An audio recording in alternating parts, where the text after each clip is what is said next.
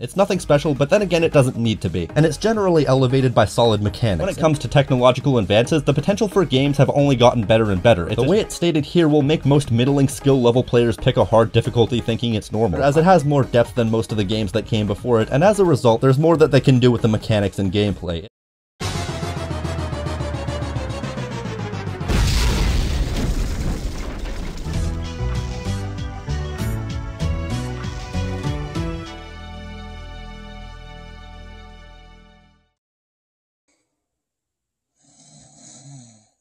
Oh god. Oh god, I slept in. God, what time is it?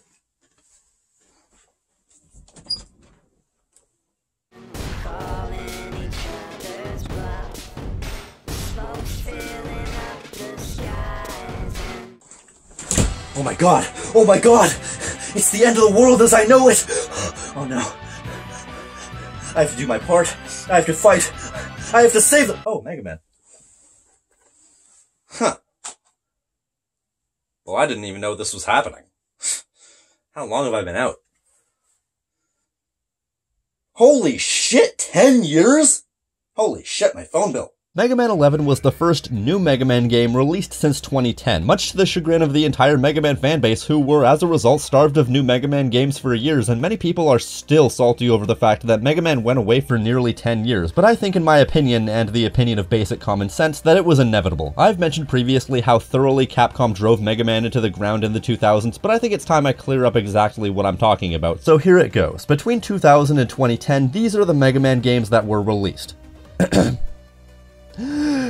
Mega Man X5, X6, X7, and X8, Mega Man Legends 2, Mega Man Extreme 1 and 2, Mega Man Powered Up, Mega Man Battle Network 1 through 6, which as far as my research goes span 12 games because there were different versions of some of the games, and I think some of them were spin-offs, and that's not even taking into account Network Transmission, which I've played and it sucks. Mega Man 0, 1 through 4, along with a collection in 2010, ZX and ZX Advent, the Mega Man X Collection, Mega Man and Base on GBA, the Anniversary Collection, a heap of mobile games and Japan exclusive games, Command Mission, Maverick Hunter X, Star Force 1 to 3, which spans 7 games because 2 and 3 had 2 versions each where 1 had 3, Mega Man 9, Mega Man 10, and a partridge in a pear tree. I'm probably missing something, but you get the point. Not counting the Japan-only games and mobile games, that averages out to something like 3 and 4/5 games every year. No wonder the series fizzled out, because the market was so saturated with Mega Man that they basically cannibalized themselves. They made so many games that they were competing with themselves for sales, because who's gonna buy all these games as they came out? No sane person was gonna try and buy all these games, and to the average consumer who makes up 95% of the gaming landscape, there was no hope to keep up, and to the limited but dedicated fanbase, instead of having one big release to get hyped for, you were instead bombarded. The series went away because it needed to go away so Capcom could rethink and wait until Mega Man was missed. Sure, we lost out on some potentially great games in the process, but the ends justify the means. People had to stop being used to Mega Man being so saturated that they can safely skip over any number of games so the series could become profitable again. And after the success of the Mega Man Legacy Collection in 2015, which I was an avid supporter of, and I have the amiibo to prove it, the fans proved that they were hungry for more.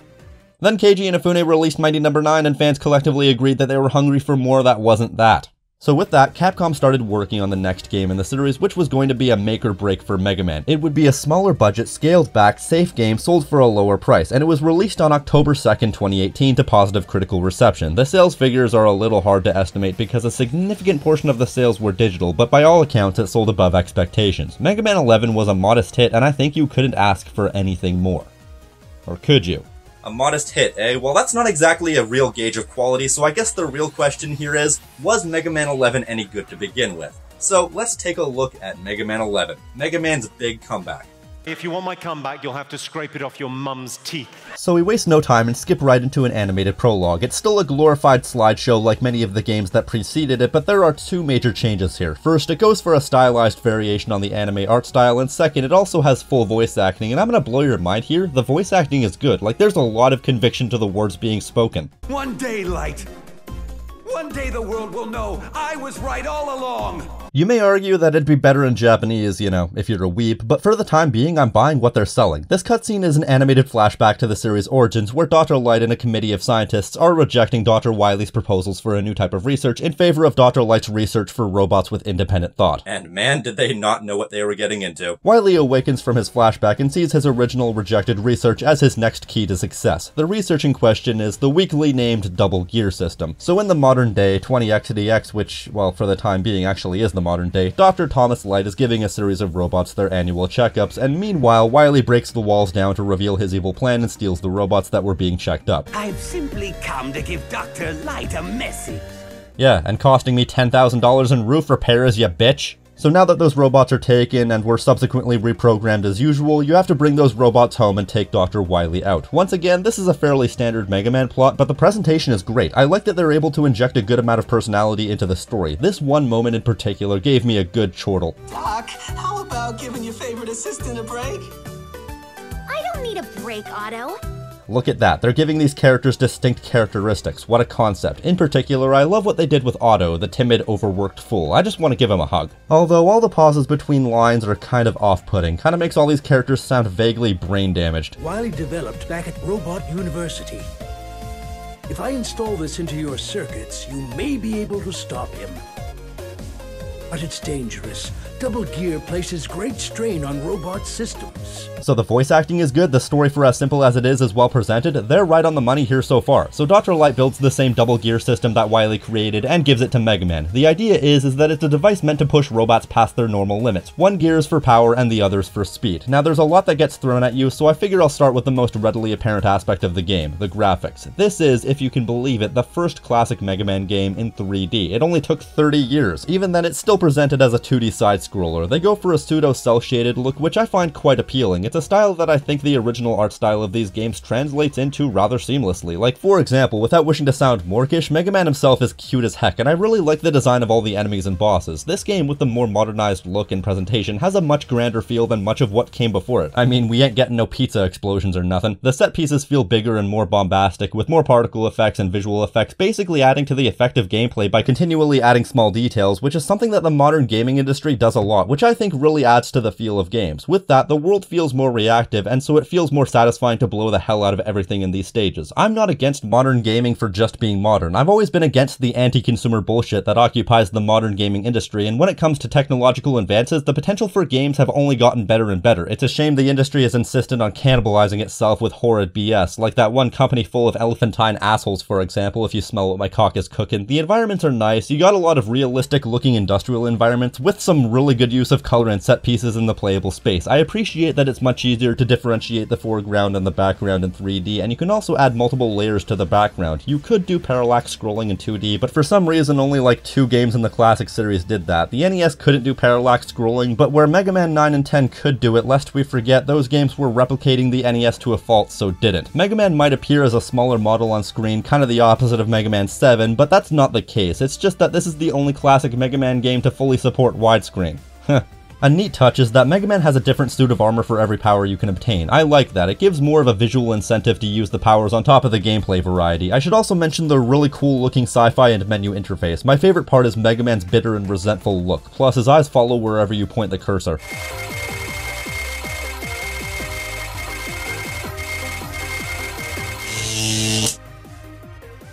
Oh god, I broke him. If there's one thing I'm not a fan of, it's the animation. It looks kinda stiff and doesn't really carry the personality or energy of some of the better looking early games. Like, if you look at Mega Man's walk cycle, his entire upper body doesn't move, and this might be a carryover from the NES, which were all about having the most twitch controls possible, where the jumping has to be instantaneous, but when Mega Man jumps, there's no transition between animations, so it's very sudden and very jarring. It's not that big a deal, but the animation all around for Mega Man is somewhat weak, and the rest of the animation is fairly basic. There is some good, and might I add, grand animation, especially in the bosses, but I can't help but feel the rather budget look in how the characters move, but I think that's the worst of it. It's a budget looking game, but even the most budget of budget AAA games these days stand head and shoulders above the other games in the series, except for arguably Mega Man 7 and 8. It's not the most amazing looking game by modern standards, if only because modern standards are so high, but on its own merits it looks quite nice. Okay, so now to cover that double gear system that I so intrinsically teased you with a minute ago. Who wrote this? Going into this game, I was wondering how they could possibly differentiate Mega Man 11 from any number of the 11 preceding games when the series is so averse to change. This is how. The idea of the double gear system is that it has 2 settings, power and speed. The power setting will make your attacks have a significant damage upgrade, it will even outright transform some of your powers, and the other one will make Mega Man become super fast. In other words, it's a slow motion bullet time style ability. These both work off the same cooldown bar, and if you overuse one or the other, it'll take a few moments before you can use it again. If you're feeling bold as well, you can combine the two for a shorter, more powerful burst. This may not seem like much, but the ability to have a temporary power boost boost, speed boost, or both pretty much covers the entire game. You'll rarely find a part of the game where you won't at least be advised to use one or more of these. The slow motion ability in particular crosses over into so many aspects. You could use it when you're being overwhelmed during a particularly hard enemy rush or boss rush, or you could just need a bit of an extra boost during a particularly hard sequence of platforming. This is the portion of gameplay that evolves it to the next level while still keeping it true to the series it's part of. In fact, I kinda wish they would have taken this a step further even, perhaps having gated off sections where you're given unlimited either power or speed, maybe even giving you an option of where you want to specialize, giving you certain buffs throughout the game, kinda like that decision at the beginning of Wolfenstein: The New Order that changes minor aspects of the game. The possibilities are endless, which is why it's probably a good thing they kept it simple for the comeback game. This is something that could easily be expanded over the next 2 or 3 games, but I still like what they did here, differentiating the game without outright changing it, and that's on top of all the abilities they brought back. That's right, they brought back a bunch of stuff they took away in Mega Man 9. You'd think I wouldn't be happy to see things we've already seen, but after seeing how bad Mega Man 9 got, man, is it a joy to see all of this back, because aside from bringing the potential of the game back to the black, it also shows a bit of self-awareness of the good kind, like they actually want the series in the right direction, and that's great. Of course, this doesn't mean anything until it's put into practice, but it's still a positive step. That said, there are some niggles of the ancient times that still make for questionable design choices nowadays, like for example the live systems. I guess this game is built around the live system in theory, but it does cause some issues. Like, some of these levels are long, like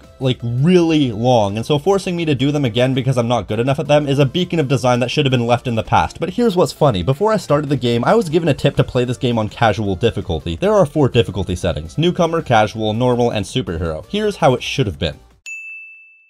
Because if you play on normal difficulty, you're not given any checkpoints from what I understand, so you have to play through these stages in one go, but then on casual, you're given checkpoints, and with newcomer, they eliminate the live system altogether. I don't even know what happens in the superhero setting, but I'm pretty sure it's the stuff of nightmares, like you die in one hit and are armed with a water pistol and happy thoughts. It's semantic, but it really should have been easy, medium, hard, and expert. The way it's stated here will make most middling skill level players pick a hard difficulty thinking it's normal. I've seen this happen. This is really misleading, but it's only a problem once until you figure it out. I'm fine with playing on an easier difficulty if said difficulty is basically the standard difficulty we've been dealing with all these years, but I also personally wouldn't be caught dead playing the easiest difficulty. I have no problem with other people playing the easiest difficulty in a game, but for me it's a point of pride. I get no satisfaction from a win if it's just handed to me, unless it's more fun to do so, like that time I turned on the flying cars cheat during a race in San Andreas. Yeah, I don't think they're winning this race. Yeah, I don't think they're winning this race, bud. Oh god. Wow, you're in for That's a solid lead! I'm not the greatest Mega Man player in the world, but I'm better than that. So otherwise, this is the standard Mega Man game, rudimentary combat platforming at its smoothest. You jump and shoot your way through a series of platforming and combat challenges using everything at your disposal, a tried and tested gameplay formula that Mega Man brings into the modern age with grace. It managed to keep the smoothness and simple satisfying gameplay formula while evolving the system into a new age with new, grander mechanics, set pieces, and encounters. However, even though I'm generally more well disposed towards this game than previous games, there's still a number of things that made me pissed, so let's quickly go over those. First of all, we have yet another number of repeated boss themes: Fuse Man, Tundra Man, and Torch Man, an electric type, ice type, and fire type respectively, which means at this point you could probably make a full Mega Man game featuring exclusively these themes, and each of these levels basically act like any number of similar levels from before, including the perennial ice level, which is still as horrid as ever. Second of all, Torch Man's stage is a contender for top 10 worst levels in the series. While this game is mostly somewhat fair, there are times when it sucks on the withered old taint that Mega Man 9 did, and thought that unfair difficulty is what people play these games for, and so apropos of nothing, we'll have fuck-mothering walls of flame that come after you. I don't know what I was expecting. I know the idea is to use the slow motion power to get past it, but the slow motion power doesn't nearly have enough juice for me to rely on it, and so this was easily the most unfair portion of the game. I got my ass kicked. Furthermore, I thought that Blockman as a boss is also a contender for top 10 worst bosses in the franchise, which especially sucks because he's the only robot master they bothered to give any personality. You built me rock solid! Well, I can hear the construction yard calling. Block out!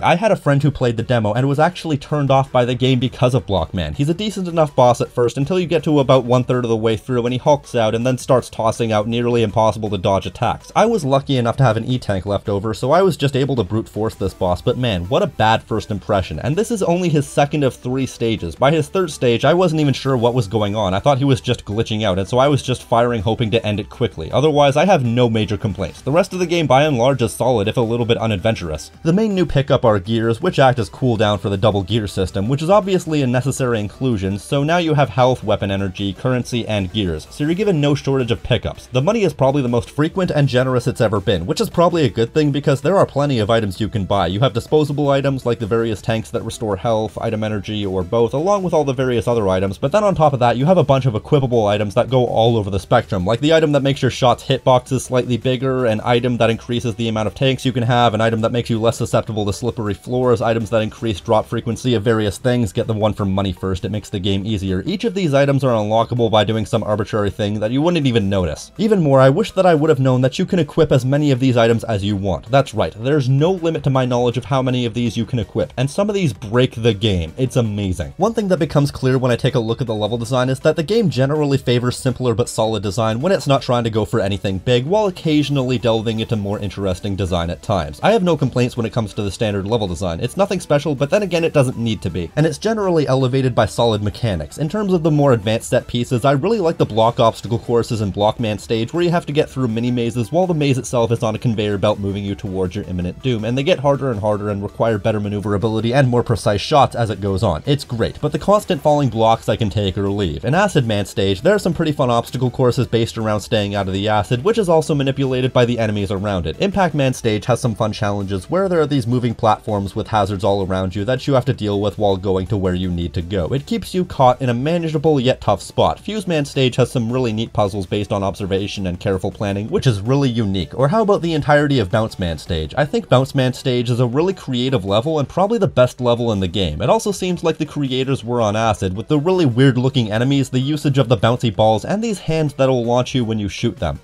What the hell is up with that?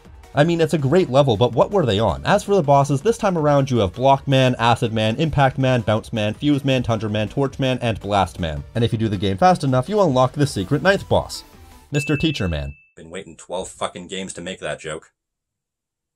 Now I hate myself. So as far as these bosses are concerned, the ones that are based on new different ideas are good, like Blast Man, who throws a series of chain blasts at you in such a way that you have to be very meticulous with your movements, but then you have something like Acid Man, who's standard as hell. He just jumps back and forth and fires stuff at you, but then it picks up when he unleashes his Acid Wave and Acid Shield. That's the thing. Some of these bosses, maybe even all these bosses, have multiple stages as they get more and more damaged. I've already mentioned the worst example of this, Block Man, who's a mega bitch to fight, so the less said about him the better, but Impact Man is great for this because his alternate form is basically a giant three-pointed drill for her pleasure. I think Impact Man is the most pure and exciting boss fight in the game with how it incentivizes extremely precise movements and shots. It's very satisfying to lay into him. Even the bosses based on returning gimmicks have more to them. My favorite is Tundra Man because he's a figure skater, and as easy as he was when it gets down to it, it's such a visually fun boss fight. In terms of the powers, the Block Dropper was a really useful and powerful item unlike anything we've seen before. The basic idea is that it summons 4 blocks at the top of the screen and drops them on whatever's below. Obviously,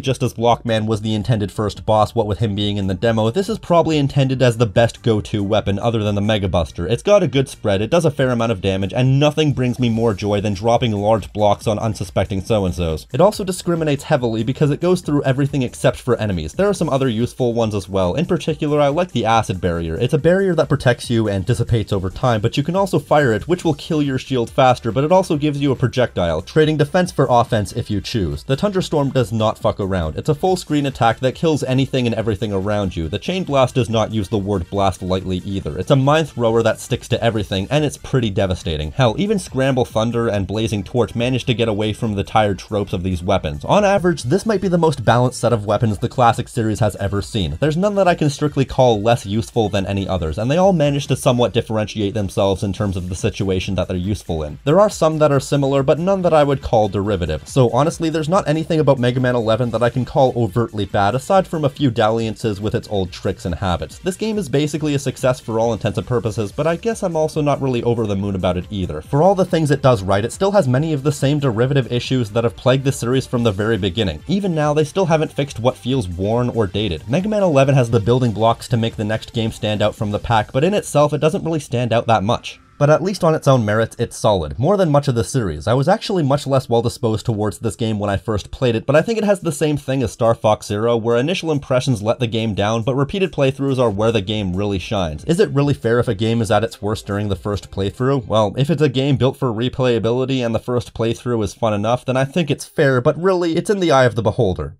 There are no right answers. only progressively less wrong answers. And for what it's worth, this game does have a good amount of replayability. Of course, if you're feeling experimental, there's always the difficulty options, but the true connoisseur goes through all of the different challenge modes, and there's a number of them, so much so that it takes up a whole menu slot. I would have loved to play these challenge modes if I have more time, but I got school at 7 AM and I'm expected to rebuild the Titanic, so I gotta go to bed. And in the same menu as the challenge modes, you have the gallery where you can get extra info and anecdotes on all the different enemies and even robot masters. I love the description of the robot masters in particular. They're always good for a laugh, and they finally explain in no uncertain terms what each of these robot masters were intended for, and most of them make a lot of sense. So they really crammed this game with content even beyond the game proper, and Mega Man 11 is very well stuffed because from level to level, this is probably the longest game in the series. Even with the relative lack of levels compared to earlier games in the series, it still stacks up in terms of length with the longest games in the series simply because of the longer levels. I'd say this game manages to not overstay its welcome, mostly because the shelf life of this game's gameplay is longer, as it has more depth than most of the games that came before it, and as a result, there's more that they can do with the mechanics and gameplay. It amazes me that Mega Man 11 is the first major boxed console release that the classic series has had since 8.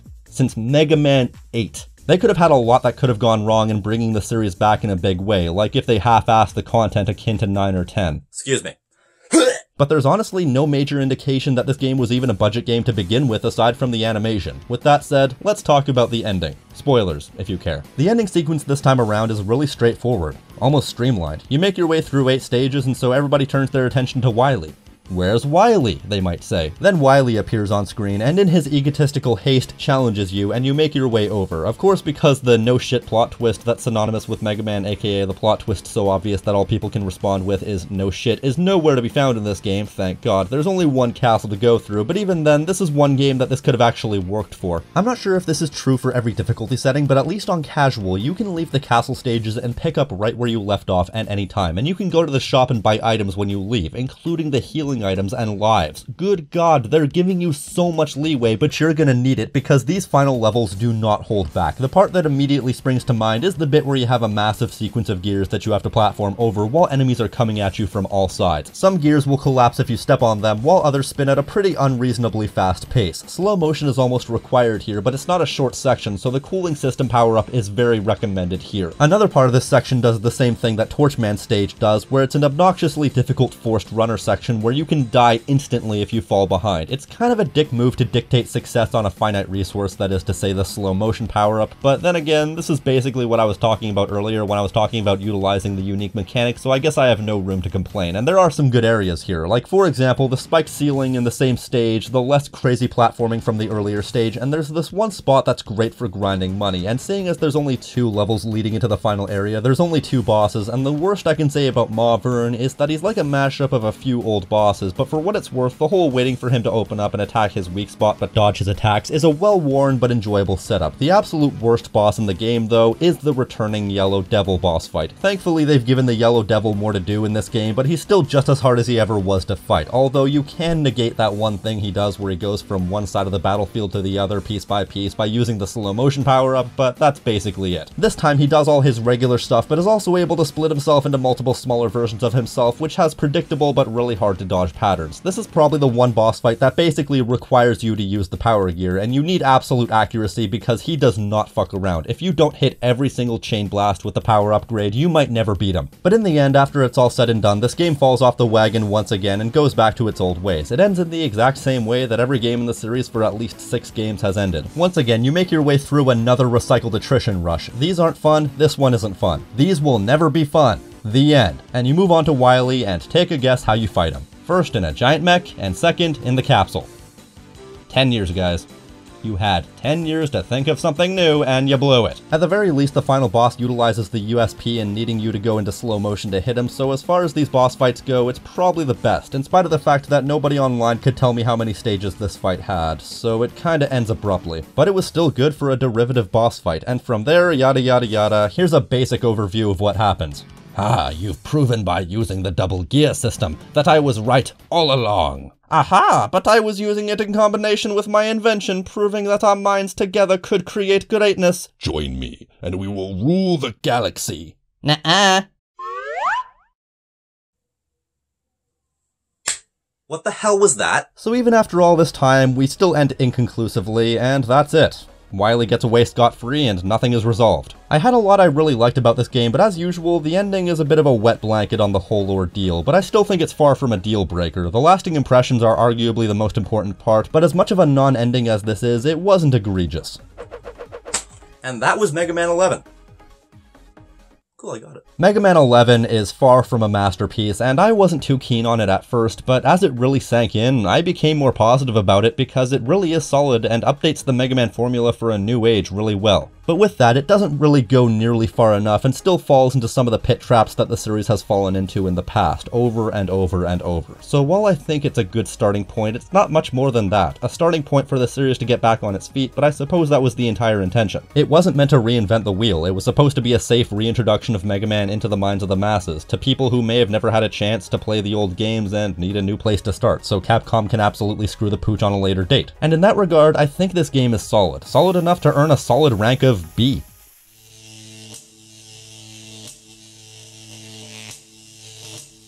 Which means that it beats the baseline of quality set by Mega Man 1 all the way back in 1987. Now, normally I don't like to make reference to other videos because I don't want there to be any prerequisite for watching anything I make, but now that I've finished the marathon insofar as what currently exists at time of writing, this is basically how the series stacks up. So we have some good, some bad, and some atrocious, but there's also an unseen, never-used S rank. As good as some of these games were, I think that there's yet to be a classic Mega Man game with truly transcendent quality. There's always something holding it back. Someday I hope to play that game, but when or if it'll ever exist is still up in the air. Only time will tell. Only time will tell. And that's it. That was every mainline classic Mega Man game. Wow. That was quite a ride. You know, I don't really have the same passion for Mega Man, though, as I did for something like Spyro or Star Fox and whatnot. But I do have a surprise for you. The musical stylings of the TGX Symphony Choir. Take it away. We'll meet again, don't know where, don't know when, but I know we'll meet again. Some sunny day. Knew I shouldn't have paid in advance. This video was brought to you in part by my lovely patrons. I thank you for your continued support. If you want to become a patron for TGX, the link is in the description.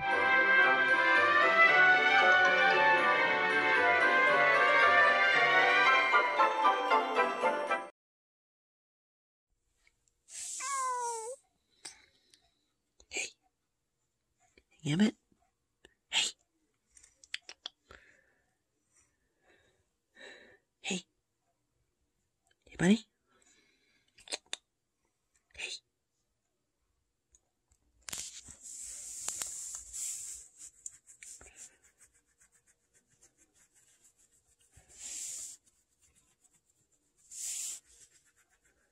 Hey, Scabby.